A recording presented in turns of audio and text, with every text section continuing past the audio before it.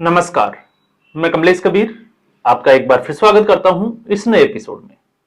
आज के इस एपिसोड में हम बात करेंगे पश्चिमी बंगाल के मुख्यमंत्री ममता बनर्जी की। जिस तरीके से मालदा हिंसा को लेकर एनआईए की जो रिपोर्ट आई और अब एक के बाद एक जो भी सर्वे रिपोर्ट थी, ओपिनियन पोल थे, वो लगातार बदलते हुए नजर आ रहे हैं। तो इससे आपको समझ में आएगा कि ममता बनर्जी का भूतकाल, वर्तमान काल और भविष्य काल क्या होने वाला है, क्योंकि तीनों समय की हम जो है वो बात कर सकते हैं। तो जब हम भूतकाल की बात करते हैं टीएमसी की, तो एक जिस तरीके से पश्चिम बंगाल में जो भी पार्टी सत्ता में आई, लंबे समय तक वो शासन में रही, सत्ता में रही, फिर चाहे वो कांग्रेस पार्टी हो, फिर उसके बाद में चाहे वो कम्युनिस्टों की पार्टी हो, लेफ्ट पार्टी, 34 साल तक शासन किया और फिर 2011 के बाद से लगातार ममता बनर्जी। लेफ्ट जिस तरीके से शासन किया लेफ्ट ने, ठीक उसी डर्रे पर ममता बनर्जी चल पड़ी। अब ऐसी स्थिति में ममता बनर्जी का भूतकाल क्या था, अगर आपको इसको समझना पड़ेगा तो इसके लिए पहले हम थोड़ा सा बात करते हैं वर्तमान स्थिति की। तो इस वक्त वर्तमान स्थिति यह है कि ममता बनर्जी हार जो सामने दिखाई दे रही है उससे बिल्कुल बौखलाई हुई है। ममता बनर्जी मुद्दों की तलाश में है। ऐसा कोई मुद्दा ममता बनर्जी को मिल ही नहीं रहा जिसके सहारे वो सिंपैथी गेन कर सके और फिर चुनाव में जाए। तो इससे पहले आपने देखा एक चुनाव में पैर की जो है वो हड्डी टूट गई और दूसरे में सर के ऊपर पट्टी बांधी हुई। ये पहले के ममता बनर्जी के कुछ विजुअल्स थे जो आपने देखे होंगे। और इस बार तो भारतीय जनता पार्टी ने भी अपनी रणनीति में बदलाव किया। सीधे तौर पर जिस तरीके से प्रधानमंत्री इससे पहले जो भाषण हुए उसमें ममता दीदी की बात करते थे, अब वो ममता दीदी के बजाय टीएमसी की बात करते हैं। वो टीएमसी के जंगल राज की बात करते हैं, जिस तरीके से लॉ एंड ऑर्डर की जो स्थिति बनी, और वो बात करते हैं भ्रष्टाचार की। यह भी एक बड़ा जो है वो, लेकिन उससे भी बड़ा जो था वो जो रही सही कसर थी वो चुनाव आयोग ने पूरी कर दी। क्योंकि वर्तमान स्थिति यह है कि चुनाव आयोग ने इससे पहले लगभग 63 लाख के आसपास वोट जो है वो काट दिए थे। क्यों काटे थे? क्योंकि उसमें कुछ वोटर्स जो थे उनके डुप्लीकेट जो है वो वोटर आईडी बने हुए थे। इसके अलावा कुछ की जो है वो डेथ हो गई थी और 11 लाख के आसपास ऐसे वोटर थे जो मिले ही नहीं। अब सवाल यह उठता है कि वो 11 लाख जो अपने पते पर मिले ही नहीं, वो कहां गए?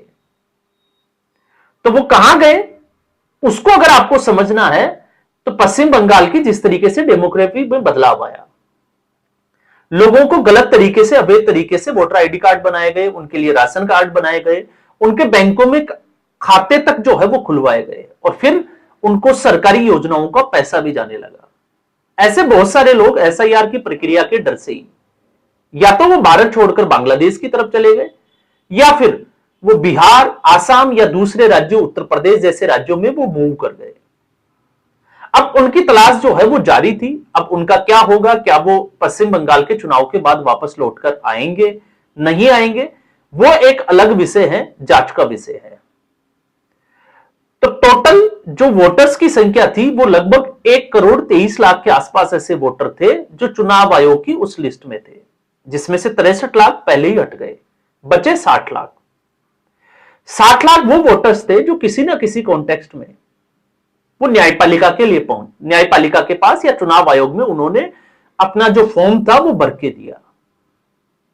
अब ऐसी स्थिति में मामला सुप्रीम कोर्ट में गया। और सुप्रीम कोर्ट में कैसे गया? क्योंकि ममता बनर्जी को खुद जो है वो उसके लिए वकील बनना पड़ा।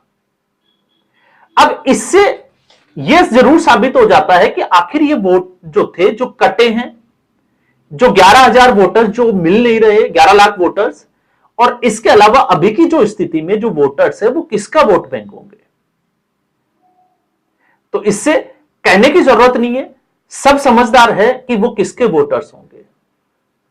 तो ऐसी सूरत में जब न्यायपालिका के पास ये मैटर गया, सीजीआई के पास मैटर गया सुप्रीम कोर्ट में, तो उन्होंने कलकत्ता चीफ जस्टिस ऑफ, जिसको कहें कि हाई कोर्ट के जो चीफ जस्टिस थे, उनके मार्गदर्शन में एक टीम बनाई जिसमें 700 के आसपास जुडिशियल जो ऑफिसर्स थे उनको नियुक्त किया गया। अब उस स्थिति में आप देखिए क्लैरिफिकेशन जो है वो 28 फरवरी के बाद अब फाइनल जो लिस्ट है वो आ चुकी है। प्रथम चरण को अगर देखें तो द्वितीय चरण की वो भी जो है वो कल फाइनल हो जाना है। अब ऐसी सूरत में, क्योंकि इस स्थिति में 27 लाख वोटर इन 60 लाख में से उनके नाम कट गए हैं, या हम कहें कि वो वोट नहीं दे सकते।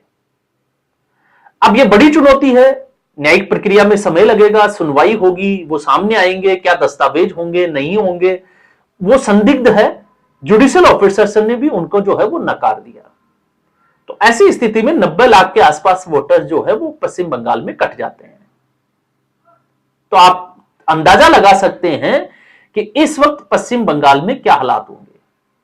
और जो लोग राजनीतिक विश्लेषक के तौर पर इसका आकलन कर रहे हैं, और कल को अगर वोट परसेंटेज बढ़ जाता है तो मुझे लगता है कि हमें इस पर जो है वो जरूर ध्यान देना चाहिए, क्योंकि वोट परसेंटेज बढ़ेगा नहीं, लगभग 1 करोड़ लोगों के नाम हट जाने के बाद में यह स्थिति, वोट जो है वो कम होंगे बढ़ेंगे नहीं उस रेशियो के हिसाब से।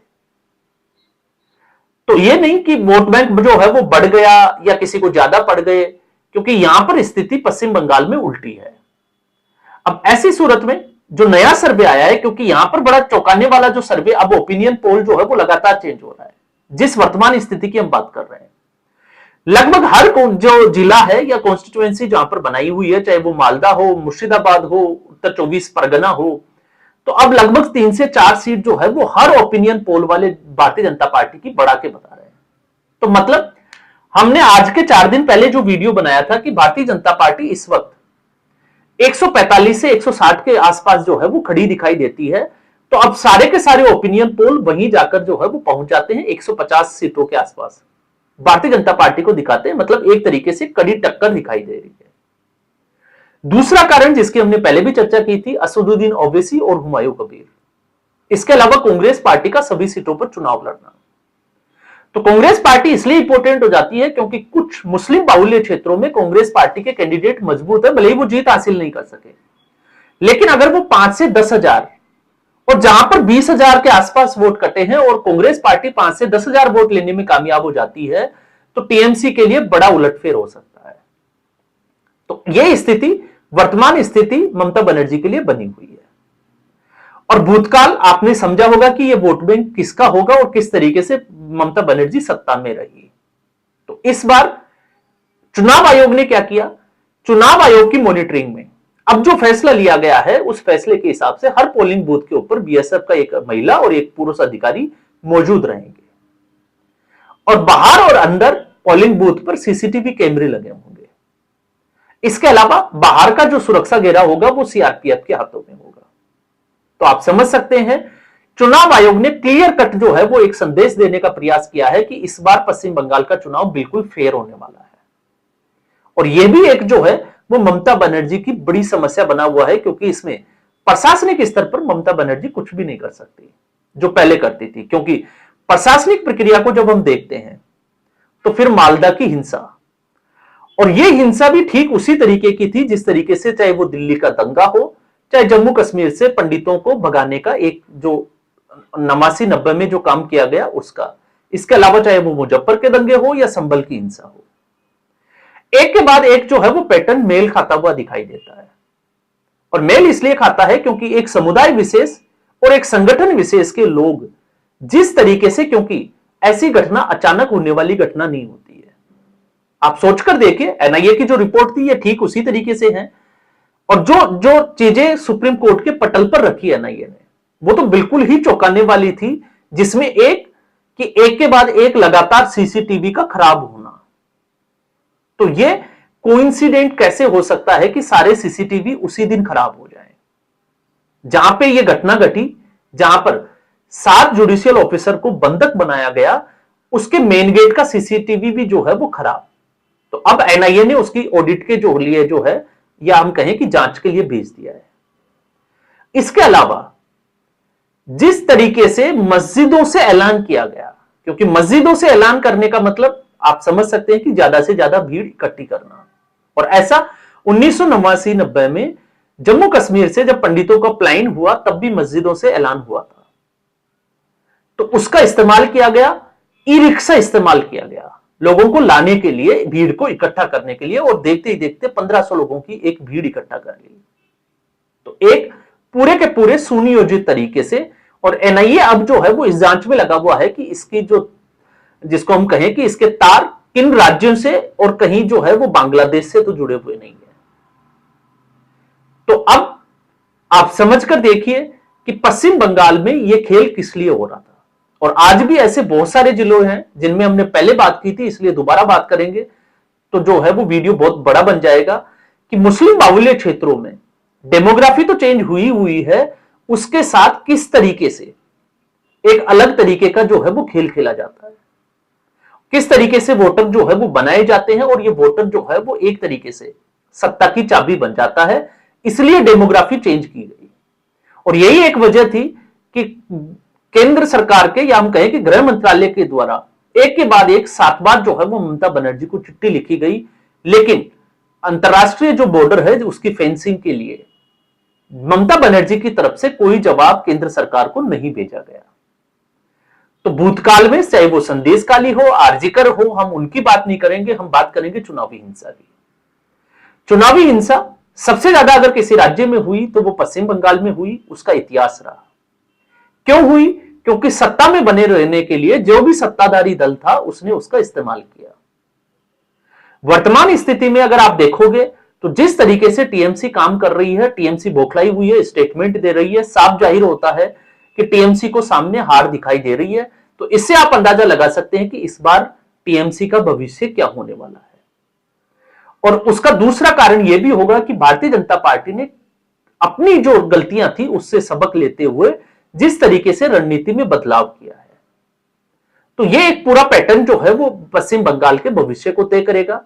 यह तय करेगा कि टीएमसी का भविष्य क्या होने वाला है। लेकिन इसमें सबसे बड़ा जो रोल होगा वो होगा ऐसे अवैध वोटरों का, क्योंकि अब तो चुनाव आयोग ने भी जो है वो जो लिस्ट जारी की है वो जारी की है न्यायिक अधिकारियों ने। सो एक तरीके से हम कह सकते हैं कि सुप्रीम कोर्ट की निगरानी में सारा काम हुआ है, और न्यायिक अधिकारी अगर 27 लाख वोटरों का नाम काट देते हैं या ये कह देते हैं कि ये वोट नहीं दे सकते, तो आप समझ सकते हैं कि मामला क्या है, और ये 27 लाख वोटर क्या है, और इनके ऊपर एक्शन क्या होने वाला है। ये बड़ा इंपॉर्टेंट होगा, क्योंकि चुनावों के बाद में यह तो तय है कि इसके लिए हो सकता है कि एक कमेटी बने सुप्रीम कोर्ट की निगरानी में, इनको आइडेंटिफाई किया जाए और यह पता लगाया जाए कि ये किस देश से जुड़े हुए हैं और ये किस तरीके से अंदर आए, और इनको बाहर निकालने के लिए किस तरीके से काम किया जाना चाहिए। तो फिलहाल पश्चिम बंगाल की जो स्थिति है वो ठीक इसी तरीके की बनी हुई है। तो आज के एपिसोड में बस इतना ही। उम्मीद करूंगा वीडियो एपिसोड आपको पसंद आया होगा। वीडियो को लाइक करें, शेयर करें, चैनल जरूर सब्सक्राइब करें। धन्यवाद।